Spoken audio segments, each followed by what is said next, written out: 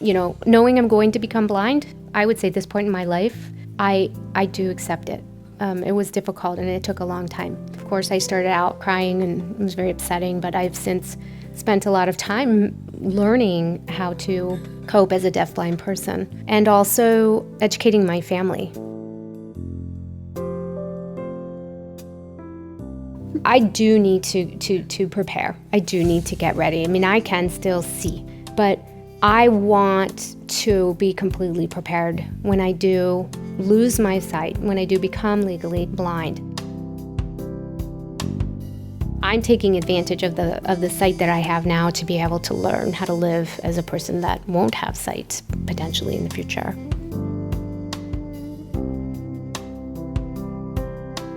SSB is fantastic as a support for deafblind, and there's other organizations outside of Minnesota that are very supportive. Deaf, blind, hearing blind, whatever your disability is, you can do it. You will be afraid. You will want to isolate yourself. But don't go that route. Take advantage of all the wonderful opportunities that are out there to help you achieve what you want to achieve.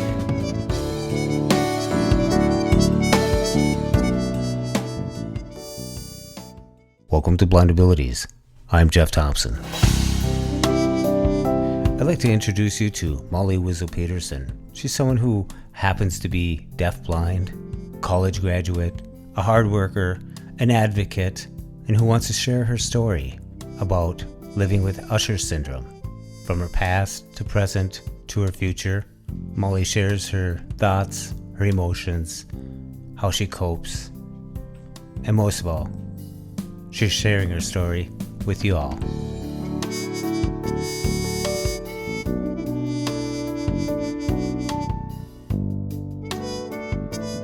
And if you want to find more podcasts with a blindness perspective, check us out on the web at blindabilities.com, on Twitter at blindabilities, and download the free Blind Abilities app from the App Store. That's Blind Abilities, 2 words. So without further ado, please welcome Molly Wezel-Peterson.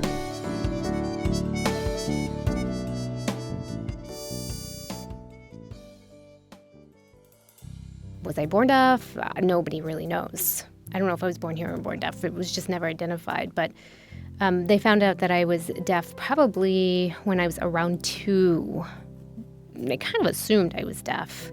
I was adopted, and there was really no communication. So my parents put me in a special education school, and I learned sign language with a tutor, and I went to a mainstreamed school. So it's called Gideon Pond. It was a school for mostly hearing children, but as a deaf student, as a deaf person, I went there to Gideon Pond, and I had a teacher that was there in a special ed classroom that taught me and used sign language. And so I learned sign language in school, plus my parents learned sign language as well. And really both, my parents have since divorced, and they weren't sure where I should go to school at that point. So that's when I ended up going to MSAD in Faribault. I had actually first I went to a summer program in Faribault just to see what I thought of it. And I had not yet been identified as having Usher Syndrome, so deafblind, so just deaf. And I really liked the summer school program when I was in Faribault. It was total immersion environment where everybody was using sign language. And so I ended up going to the school and noticing then that little things like I couldn't read the blackboard, far, and they were starting to notice I was having some vision issues, so went to get a checkup to the eye doctor, and I was labeled as having Usher Syndrome when I was about 10.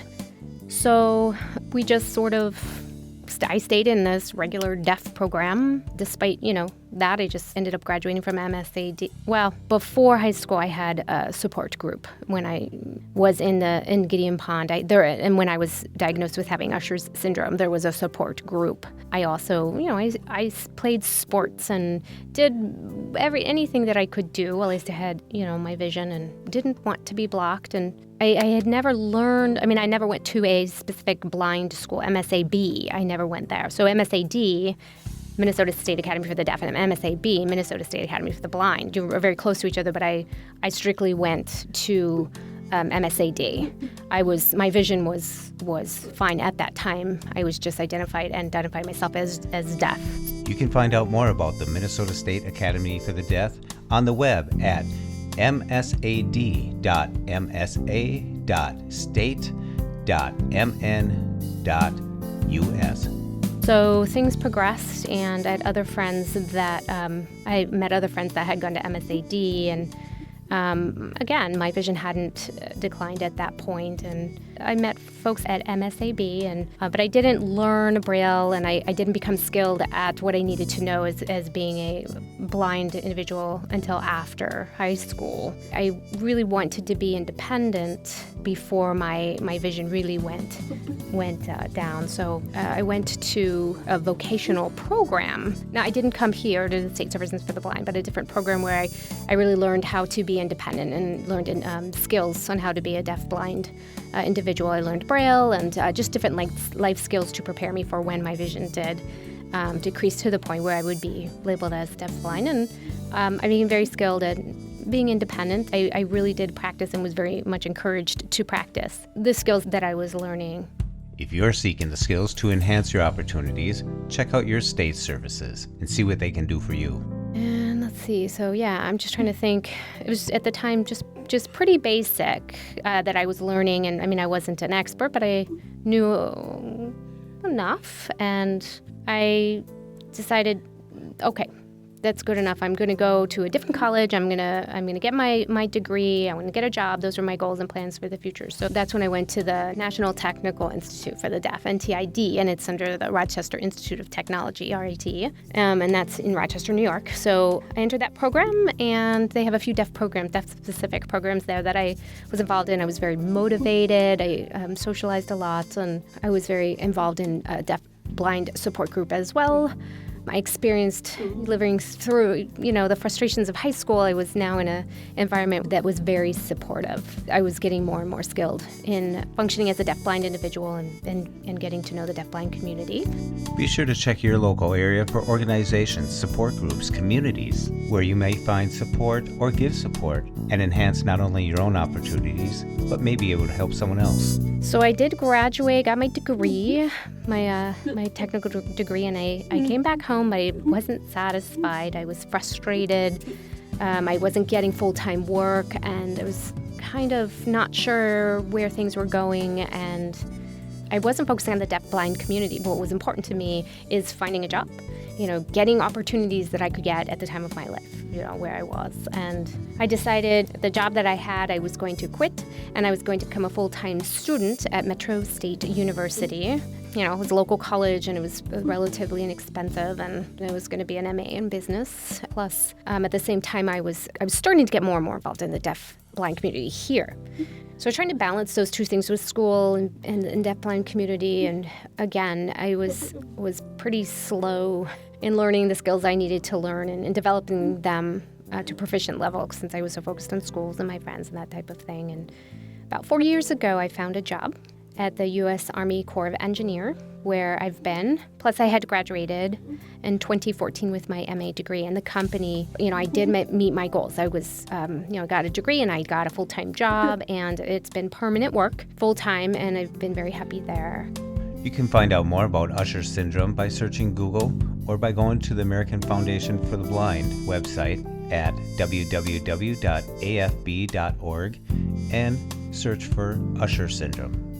So my vision then had, it's not like all of a sudden it just went away. It slowly just started to decline, especially starting at night. During the day, it was okay, but I started to notice my night vision was really decreasing. I was depending more and more on people to help me get around and, friends and that type of thing.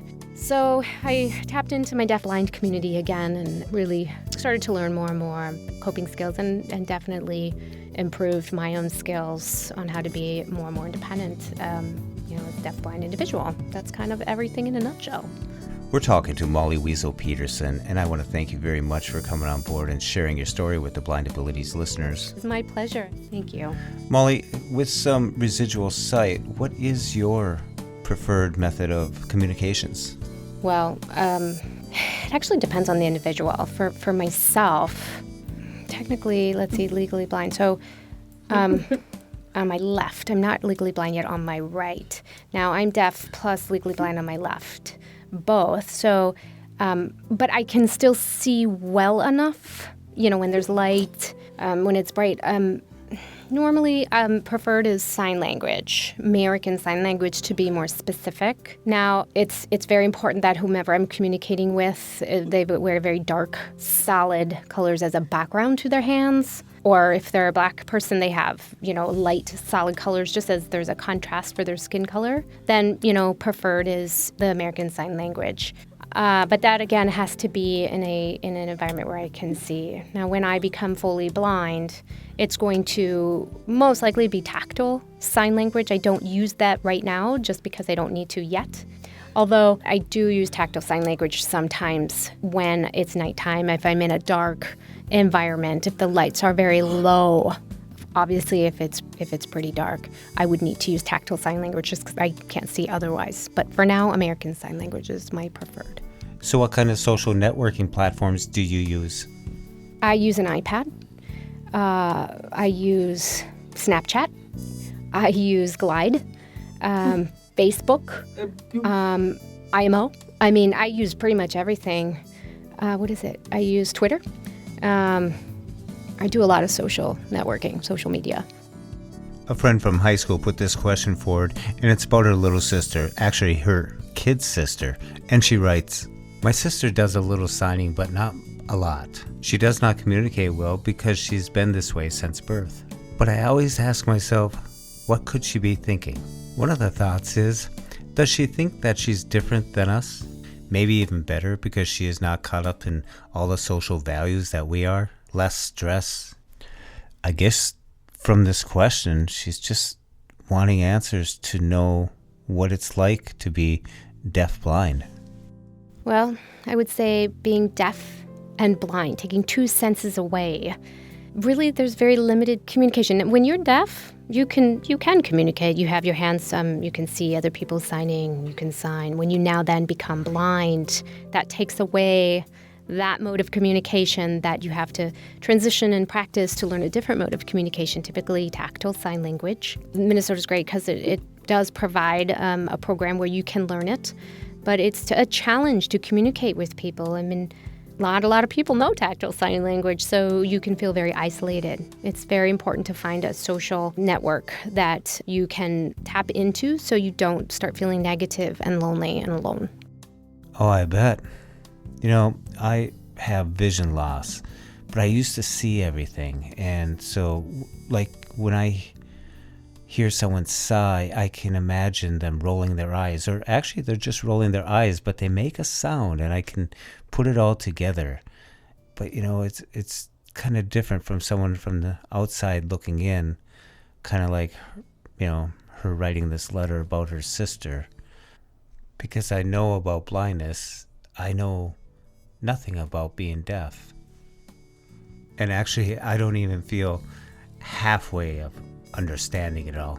Just to tag on to what you're saying, in the past, I just want to say that there's something new called ProTactile. We abbreviate it as PT in the deafblind community. That's kind of emerging as a new type of thing in the deafblind community. And wow, especially not so much in the blind community, specifically in the deaf-blind community, ProTactile. So, like you were talking about with expressions. Now, you're deaf, you watch facial expressions. That's even part of American Sign Language. It's a grammatical piece. Now, you become blind on top of it. How do you know emotions? How do you know if someone's laughing? How do you know if someone's upset? You can't see any of that in the body language. So there's a type of, I'm going to say, code that deaf-blind know, that ProTactile interpreters would know. So for example, let's say someone's giving a presentation and there are a bunch of people. And obviously, as a deaf-blind person, I cannot see. And I'm actually presenting. So I'm going about presenting, and I don't know, is the audience falling asleep? Are they engaged?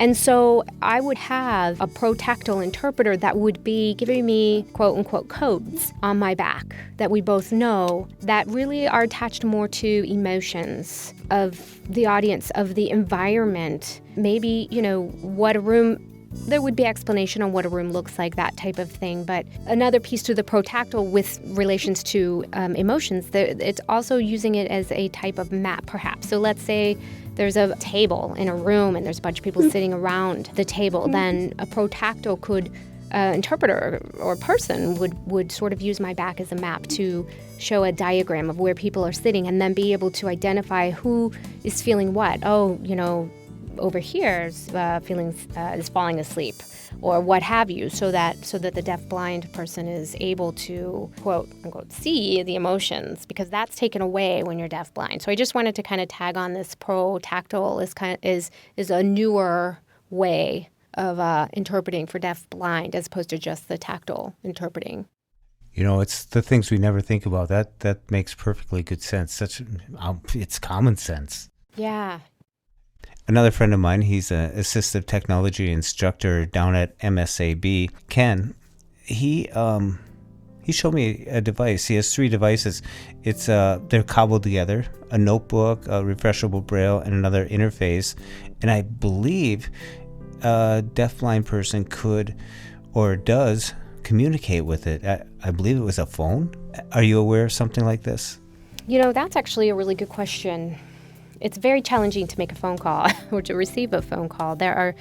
My understanding is there are 2 parts. So in the deaf world, there's technology galore. You have your video phone. If you're just deaf, you have a video phone, you can use that, FaceTime, all of that, Skype, what have you. Now you add the blindness piece into it, boy, that's tough, because, for me, I can still, I haven't quite needed to use a phone as a deafblind individual, because I can still see well enough.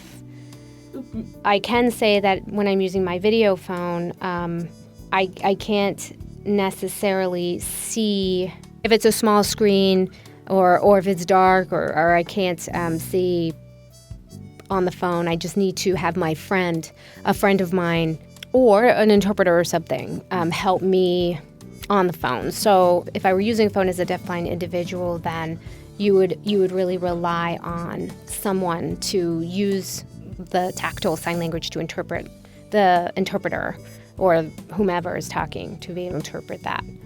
Now there is Braille, what you're talking about, on mobile devices. You can feel a vibration, you can feel, there are different devices on your iPhone, on, different technology. It's actually just quite amazing how crazy technology has taken off to help put folks with disabilities. It's so more accessible now.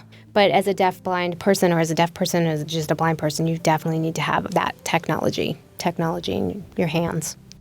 Molly, another question came in. You kind of answered this, but did you have to go through going deaf and going blind at 2 different times, or all at once? Well, just so you know, every individual is different and goes through different emotions when they find out they're going to go blind, perhaps, let's just say. It's very emotional and very difficult. It can be very difficult to go through.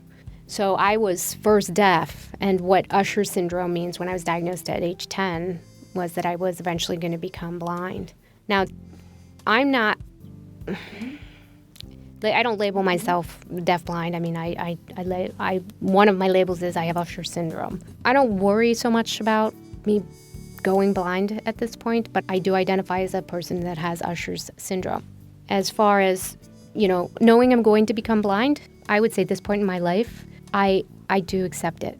It was difficult and it took a long time. Of course, I started out crying and it was very upsetting, but I've since spent a lot of time learning how to cope as a deafblind person, and also educating my family on how to support me. You're going to need to learn Braille and that type of thing.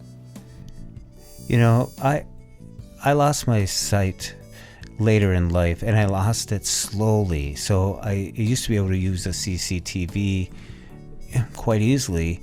And so Braille, I learned it quickly. but I didn't stick with it because I had so many different alternative techniques I could use. The CCTV, especially with audio, and now with digital and stuff that I've kind of adopted to listening.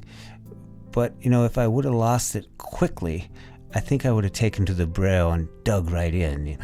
Some people might call me a lazy blind, Well, and in my opinion, really, I should say my perspective from the past compared to now, I get what you're saying. I feel that I do need to prepare. I do need to get ready. I mean, I can still see, but I want to be completely prepared when I do lose my sight, when I do become legally blind. It's just easier for me to learn now as opposed to before. It's already going to be a struggle. I don't want to start all over again as a baby to learn all of these skills. So my opinion is it's less stressful for me and a lot easier for me to accept if I start preparing myself now. My backup plan is I know Braille, and my friends understand what's happening to me, and I'm teaching them how to support me. And if there's an emergency, people need to know how to support me in that. I need to know how to support myself in that. So I'm taking advantage of the sight that I have now to be able to learn how to live as a person that won't have sight potentially in the future. That's good.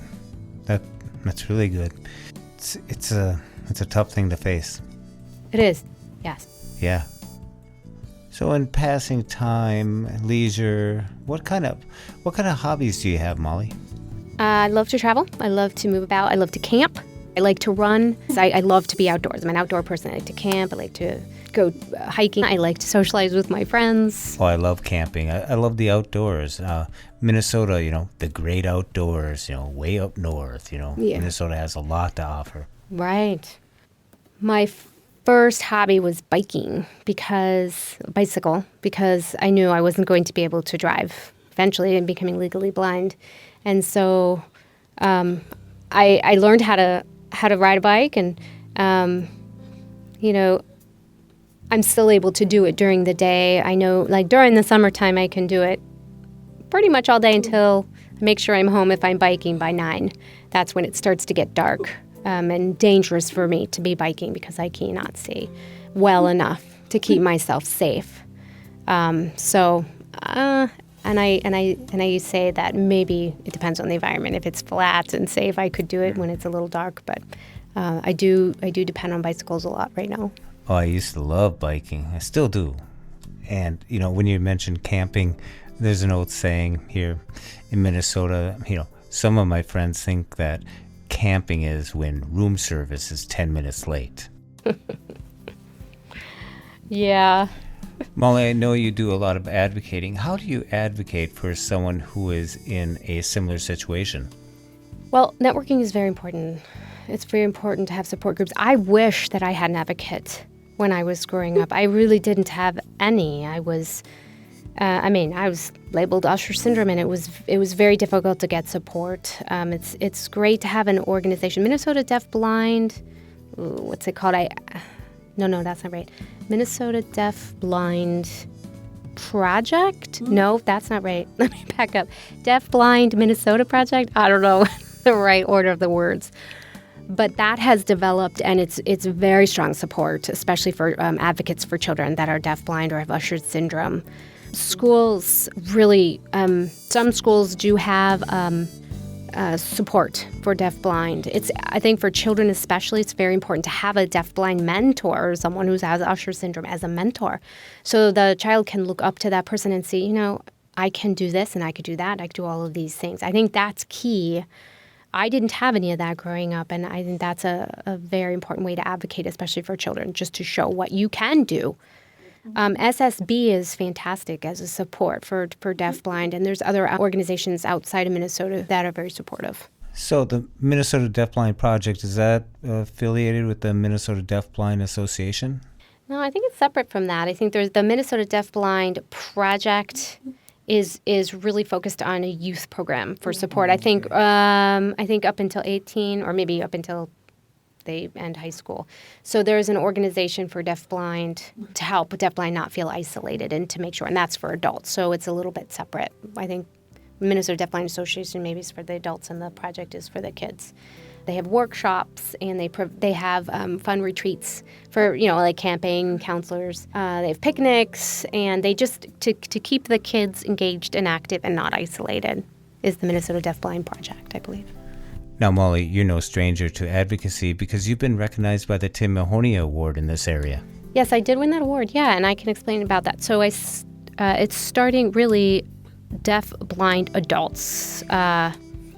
I was involved in the deaf-blind community, but I was actually tapped in to get involved in the deaf-blind community and be a leader in that community for many, many years, but I never did because I really wanted to focus on school and get all that done. So in 2014, when I finished school, I was still getting tapped into to be more of a leader in the deaf-blind community, and I felt a little uncomfortable with that, just because I didn't feel like I could. I didn't know enough. But I started going to different events and learning more and feeling better. But I noticed that, it was hard because I would see folks that had Usher Syndrome that were a little bit more advanced than I was, and it was hard for me to see that, knowing that was going to be me in the future. But I eventually got over that, and I learned more and more, and I was basically keeping an open mind, trying to keep out balance with the deaf community and the deafblind community. I got so much support from the deafblind community, and I started to become more active and give more ideas and feedback on things that I thought would be helpful, etc. And was creative, and I was given this award by them. It's a huge honor. Well, congratulations. Thank you. So what social or entertainment venues do you frequent?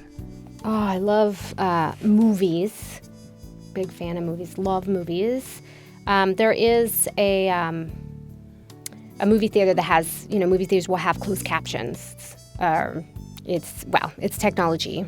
I prefer to have it on the screen, but they don't really do that anymore. So anyway, I use this type of device, and it's a wireless device that you can read the captions on this device as the movie's going on. So I love to go to shows. I love to go to plays, that type of thing. Oftentimes they're interpreted, and as long as I sit in front, I can usually see the interpreter. Still, as a deaf person, I'm able to do that. I like the arts, a variety of arts I'll go and enjoy. Well, that's great. I use a device that actually plays audio into my ear. Now, you said that you can read the text. I was just wondering if somehow they could make that for Refreshable Braille. Good question. I don't know. I've never heard of it. I'm not sure what that would even look like. Yeah. Usually computers do have the news that or information that you can get in a Braille type as a type of technology for the Braille. But movies, I don't know. When I become fully blind, if I go to a museum, those kinds of things, like those artsy things as a museum, I mean, I'm not sure if I'm going to want to.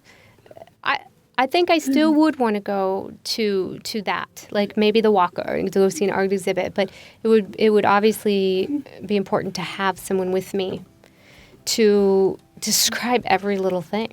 Here's a painting, and here are the colors that they used, and here's what the painting is about, and here's what it's called, and here's the artist, and then really describe in detail what the painting is or what the statue is.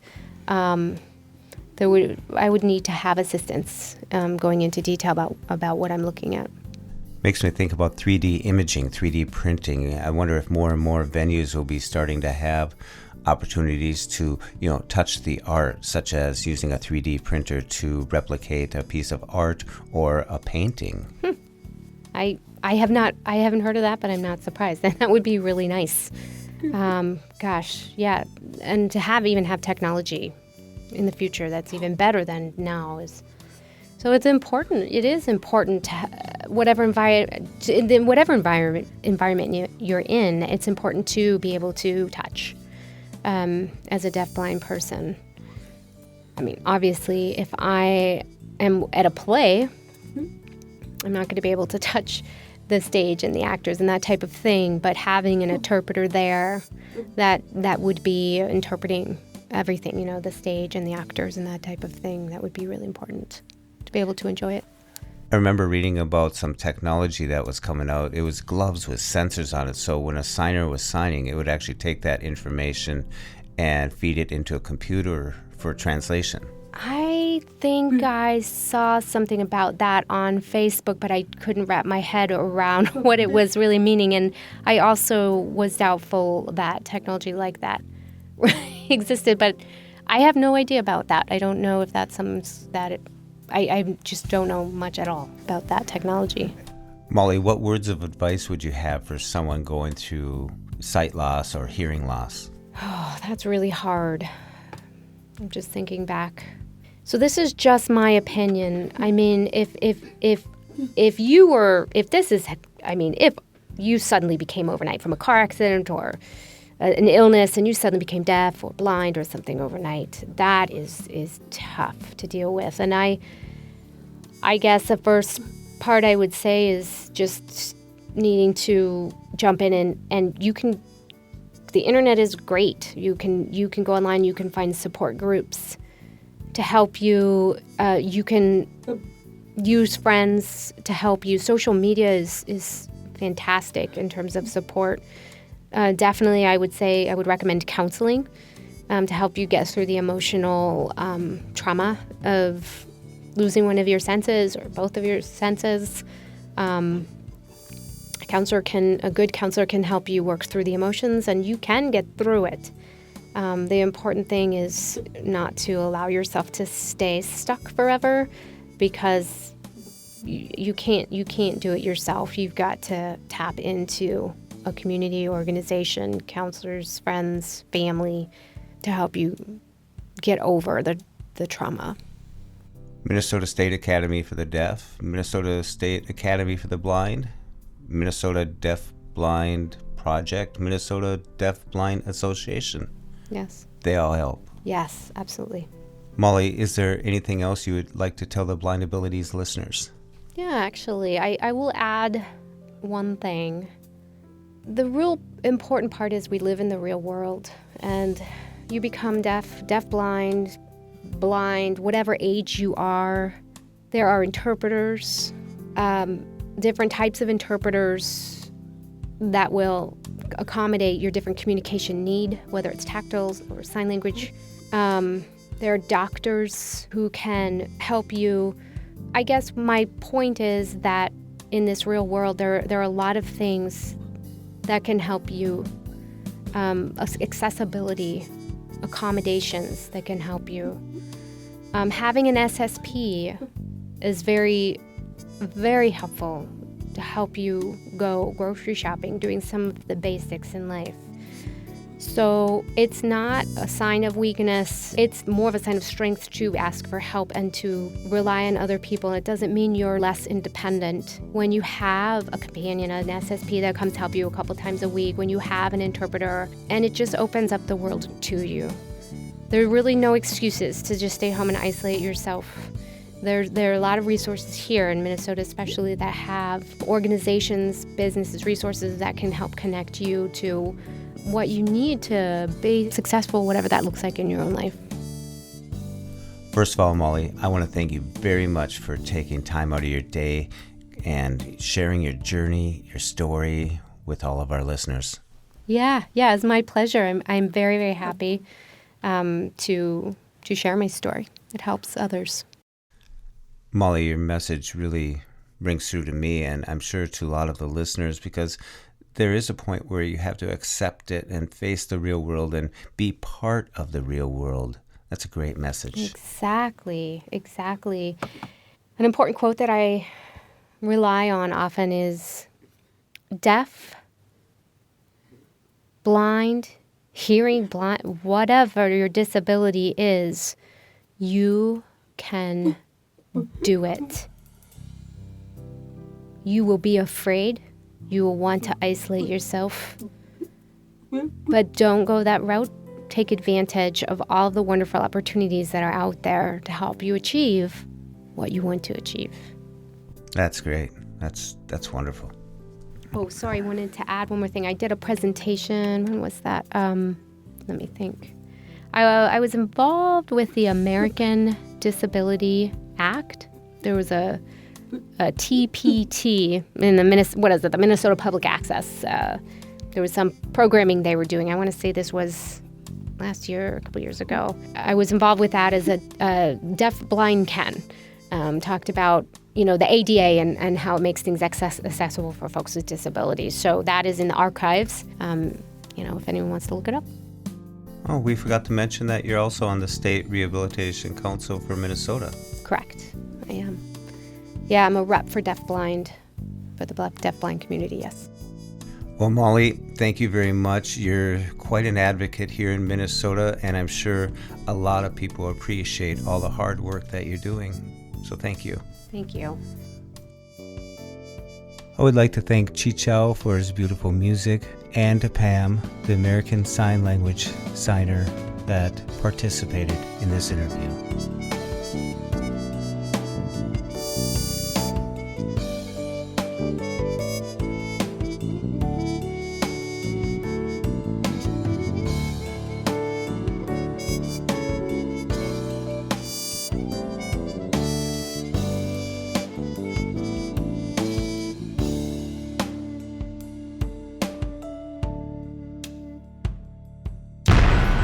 When we share what we see through each other's eyes, we can then begin to bridge the gap between the limited expectations and the realities of blind abilities. The realities of blind abilities.